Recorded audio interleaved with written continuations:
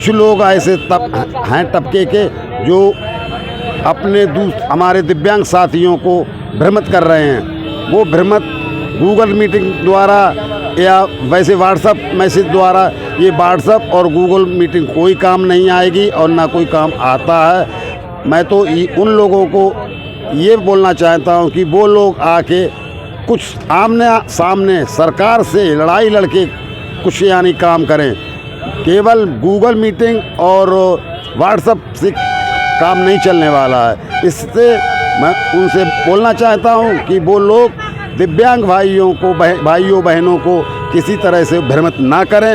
लोगों पे कार्रवाई अभी जांच चल रही है और हमें पूर्ण विश्वास है कि जल्द से जल्द जो 2 लोग आरोपी हैं वो आरोपी पाने के बाद वो उन्हें सज़ा मिलेगी, ये हमें पूरा विश्वास है। और यदि अगर ऐसा ना होता है, यदि ऐसा ना होता है तो हम आगे भी ये लड़ाई आगे बढ़ेगी और ये हम प्रधानमंत्री जी के यहाँ इससे बहुत बड़ी संख्या में यानी पूरे देश के सभी साथियों को लेके हम प्रधानमंत्री जी के यहाँ जल्द पहुँचेंगे। और इतने पर ही नहीं, अगर ऐसा और भी अगर नहीं कुछ होता है तो हम विपक्षी दल जैसे अखिलेश जी हो गए, अरविंद केजरीवाल जी हो गए, तो कांग्रेस से प्रियंका जी हो गई या राहुल गांधी जी हो गए, इनसे हम मीटिंग करके हम फिर विपक्ष में भी जाएंगे। अगर हमें जाना पड़ा, अगर हमारा काम नहीं हुआ तो हम विपक्ष में भी। रेल मंत्री जी से और रेल मंत्री जी के पीए साहब से और वहाँ पे 5 डीसीपी भी थे, जिसमें रेलवे के डीसीपी के साथ साथ जो पुलिस होती है वहाँ के डीसीपी थे, सबसे बैठ कर के बातचीत हुई थी।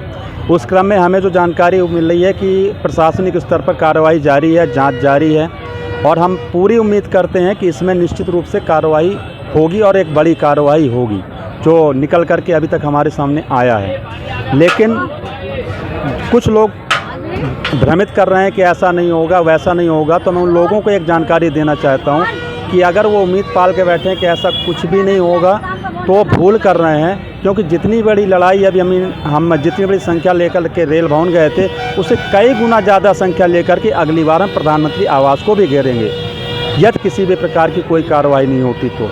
और इसके लिए हमने बड़ी तैयारी भी हम जारी रखे हुए हैं। हम केवल इसलिए ऐसे नहीं बैठे हैं कि हाथ पे हाथ रख करके बैठ गए उस कार्यक्रम के बाद में, ऐसा कुछ भी नहीं है। हमारे अभी अखिलेश जी के रिश्तेदार से बात हुई है, उन्होंने अखिलेश जी से मिलाने का हमें वादा किया। 2-4 दिन के अंदर हम उनसे मुलाकात कर रहे हैं।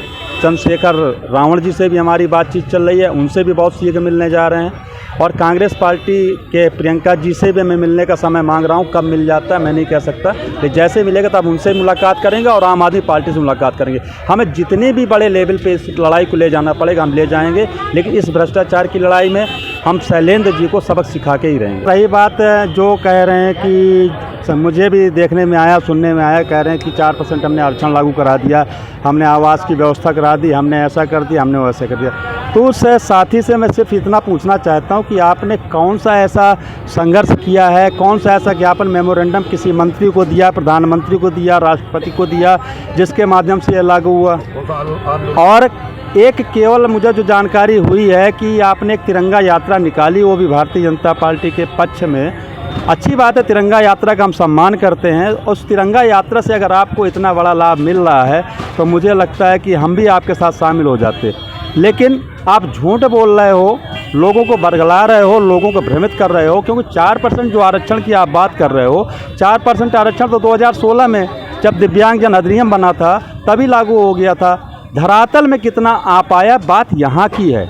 दिव्यांगजन अधिनियम 2016 में बना था। सबसे पहले निःशक्तजन अधिनियम 1995 में बना था। किसी को कुछ नहीं पता है, केवल बोले जाओ बोले जाओ बोले जाओ। उसका कोई मैं उत्तर नहीं देना उचित समझता था, लेकिन चूंकि आपने प्रश्न रखा इसलिए मुझे बोलना ज़रूरी है कि केवल तिरंगा यात्रा निकाल देने से आपका एक मेमोरेंडम आप मुझे दिखा दो किस मंत्री को आपने दिया और लागू किया गया, वो डेट साइट आप दिखा दो। 4% का रिजर्वेशन हमको 2016 में दिव्यांगजन अधिनियम के माध्यम से मिला हुआ है।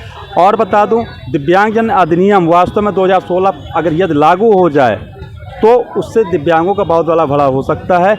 लेकिन लागू होने के बावजूद भी लागू नहीं है। मैं ऐसे इसलिए कर रहा हूँ क्योंकि वो कानून बन चुका है, नियम बन चुका है, लेकिन धरातल में उसका कहीं भी कोई प्रयोग नहीं होता है। अभी आप उससे पूछे दिव्यांगजन अधिनियम है क्या, कभी क्वेश्चन करिएगा कि दिव्यांगजन अधिनियम है क्या, दिव्यांगजन अधिनियम में धाराएं कौन सी है, कोई सी प्रश्न का कोई उत्तर नहीं होगा। केवल लोगों को बरगलाने का, एक फेसबुक के माध्यम से नंबर निकाल करके बरगलाने का। और हमारे दिव्यांग साथी भी ऐसे हैं कि वो बरगलाने में आ जाते, उसे लगता है शायद यहाँ कुछ बेहतर होने वाला हो। और रामलीला मैदान भरने की बात हो रही है, मैं तो शुभकामनाएं दूंगा कि रामलीला मैदान भरो, लेकिन 6 महीने के बाद तक आप टिक पाओगे। यहाँ तो बहुत सारे संगठन कई वर्षों से काम कर रहे हैं, लेकिन मैं आपकी अवधि बता देता हूँ, 6 महीने से 1 साल के भीतर तुम कान पकड़ करके बंद कर दोगे कि मुझे कोई संगठन नहीं चलाना है, क्योंकि इतनी चुनौतियाँ आती हैं विकलांगता के क्षेत्र में काम करने पर, जिसकी कोई सीमा नहीं है। वो इस चुनौतियों को जानता है, क्योंकि अब तक किसी को पीछे लग करके केवल खड़े होने से आपने कोई बहुत बड़ा तीर नहीं मार लिया था। कौन से आंदोलन की आज तक आप कहते हो मैं बहुत पुराना हूँ, मैं बहुत पुराना हूँ, मैं बहुत, किस आंदोलन की आपने अगुवाई की है? किस आंदोलन में सबसे आगे आप खड़े रहे, मुझे ये बता सकता है? नहीं बता पाएगा, क्योंकि किसी कभी कोई आंदोलन इसने अपने नेतृत्व में किया ही नहीं है। अगर किया होता और हमसे बोलता कि हम माफ़ी मांग के आए हैं, अरे हम माफ़ी मांगने वाले माफ़ी वीर नहीं हैं, हम माफ़ी भी नहीं, हम संघर्ष करने वाले संघर्षशील हैं। इसका उदाहरण मैं आपको क्या दूं? प्रशासन जानता है, शासन जानता है, आपको उत्तर देने को मैं ज़रूरत नहीं समझता। मैं दिव्यांग सहारा से राष्ट्रीय अध्यक्ष जुबैर आलम हूं, और ये दिव्यांग सेना के जो राष्ट्रीय अध्यक्ष हैं हाकिम चाचा जी और ये त्रिपाठी जी हमारे बहुत पुराने दोस्त हैं, और हम मिलकर जो है संघर्ष कर रहे हैं दिव्यांगों की लड़ाई के लिए। पूरे भारत में हमारा दोनों का जो संगठन है दिव्यांग सेना और दिव्यांग सहारा, हर दिव्यांग व्यक्ति जानता है पूरे भारत का, क्योंकि हमारा YouTube चैनल भी है दिव्यांग सहारा के नाम से और काफ़ी फेमस है। दिव्यांग सहारा के नाम से हमने दिव्यांग सेना का भी जो प्रोग्राम किया था उसको अपने चैनल पर भी अपडेट किया है, उसकी वीडियो भी अपलोड की है। और दिव्यांग सहारा और दिव्यांग सेना जो है एक आपस में गठबंधन है और दिव्यांगों की हेल्प करता है, दिव्यांगों को रोज़गार दिलाने में मदद करता है। दिव्यांग को कहीं भी समस्या आती है 24 घंटे दिव्यांग के लिए समय पर उपलब्ध है। जिला बिजनौर में हमारे संगठन है दिव्यांग सेना के साथ हैं, तन मन धन से हम जो है तन मन धन से दिव्यांग सेना के साथ हैं, उनके समर्थन में हैं और अंतिम समय तक रहेंगे। और जो दिव्यांगों की लड़ाई है, गरीब वर्ग की लड़ाई है, विधवा की लड़ाई है, वो लड़ते रहेंगे, चाहे उसके लिए हमें अपनी जान भी देनी पड़े। दिव्यांग सेना या दिव्यांग सहारा गठबंधन कभी भी पीछे नहीं हटेगा।